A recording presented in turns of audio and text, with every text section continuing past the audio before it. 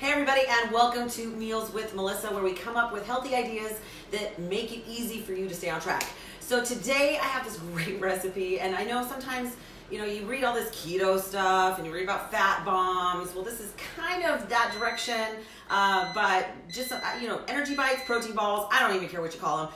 I call them yummy. So this is a recipe tweaked by me, but courtesy of my daughter Aspen's friend, Abby Beaton. So I will post what I've come up with. You might have to tweak it a little bit. The great thing about these is that you can actually add and subtract things to make it work for you. I was just thinking more Thanksgiving, the holidays, and so that is how I came up with the current recipe that I have. And I'm not kidding, it's super yummy. That's why I decided to share it with you. So we're going to start with, now you can use almond butter. I'm actually going to use peanut butter because that's what I had on hand.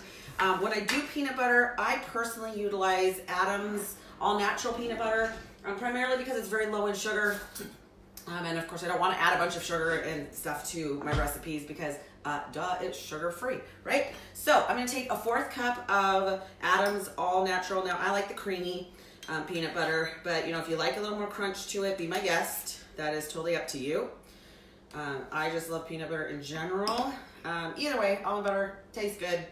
Sometimes I have a hard time not eating more than I should because it's just yummy. Okay, so I'm gonna put that in my bowl. You guys, this is super, super simple to make. It doesn't take very long, and it's perfect for when you just need that little treat with you and for some energy. Right? Have you ever gotten to the middle of the day and you realize you don't have enough food with you, and maybe you have some of these in your cooler, in your car. I'm gonna lick this, deal with it.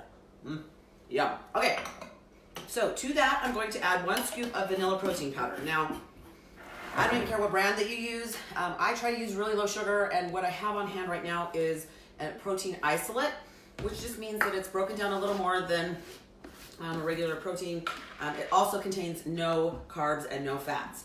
So I'm going to use 1 scoop. This flavor is vanilla bean, and I really like it. So I'm going to dump that in there. Then I'm also to that going to add a little bit of coconut oil, which I had to obviously melt down in the microwave that keeps beeping at me behind me. So let me grab that. Okay. Now I'm going to start mixing. I'm actually going to mix that in stages, just because I don't want it to get too wet all at once. So I'm going to start mixing the peanut butter and the vanilla protein powder. It's going to be kind of crumbly and thick and dry. So to that I'll start adding the melted coconut oil. Now the great thing about coconut oil is usually at room temperature, or right now it's really kind of chilly in my house, so I actually had to melt it. But at room temperature it tends to be kind of more of a, not completely liquid form, but a soft form. So it depends on how hard it ends up being for you to mix it. Okay, so to that I'm gonna start adding my melted coconut oil, just little by little. This is 2 tablespoons of melted coconut oil. Now we just get the stuff from the Kirkland brand from Costco because we actually use quite a bit of it. So believe it or not, we go through this in about a month and a half.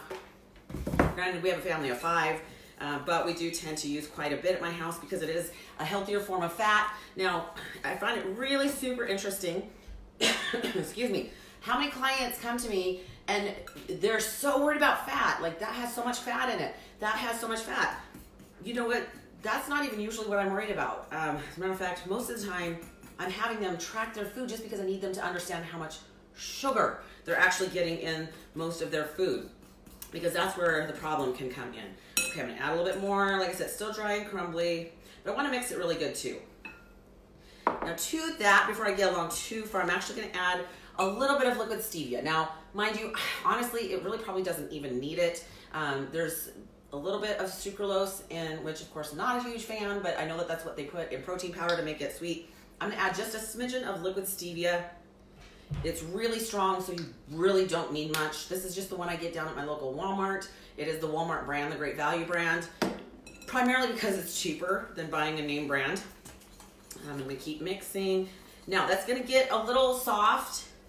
Don't worry, we're gonna throw this in the fridge before we're done to chill it a little bit and make sure that it isn't too much. And actually, I don't know that I'm gonna add the rest of my coconut oil because it's pretty soft at this point. Okay, so to that I'm going to add 3 tablespoons of unsweetened coconut, shredded coconut. because I love coconut. Now, you don't have to. Really, you don't have to. I know I called it a coconut ball. You don't have to add the coconut if that's not really your thing. And you can add other stuff. You could add flaxseed, chia seed, raisins. I'm actually going to add craisins, so like cranberries that have been dried like raisins, because honestly, we just, got through Thanksgiving and I love it. So that's what I'm going to add to this. Now, I need a little bit more than the 3 tablespoons because I'm going to roll the balls in this before I put it in the fridge. So I have a little bowl right here. I'm just going to add some of the shredded coconut to that.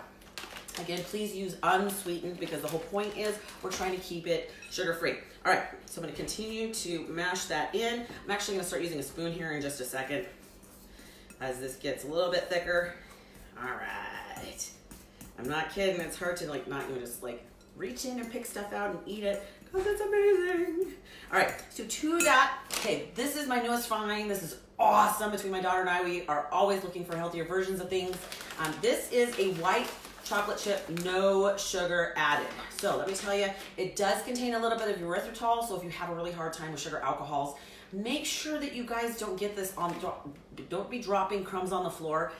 Dogs, it's toxic to dogs. Sugar alcohols are toxic to dogs, and you want to make sure that you're not causing your pet some distress.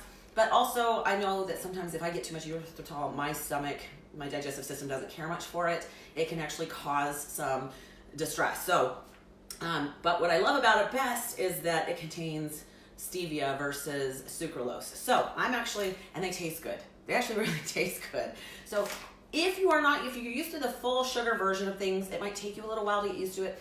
But honestly, it works great. It just takes a little while, and then all of a sudden you don't miss the sugar. As a matter of fact, sometimes when I eat stuff now that is full sugar, it's just too sweet, which is saying a lot for me because I do have a pretty extreme sweet tooth. So I'm gonna put 3 tablespoons of the sugar-free white chocolate chips.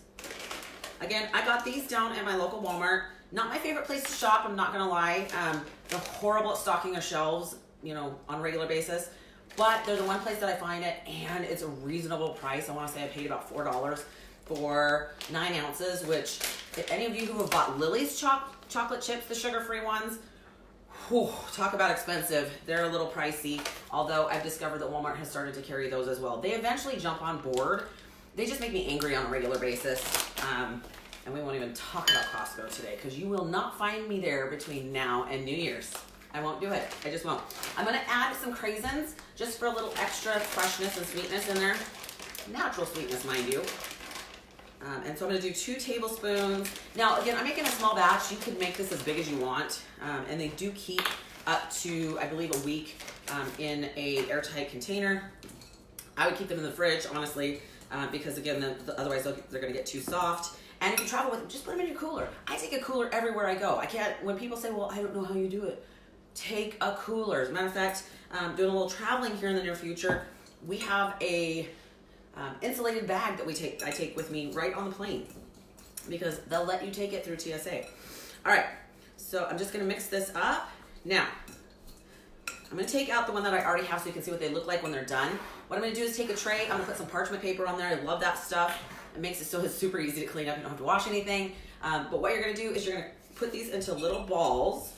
Show you what they're gonna look like here in just a sec.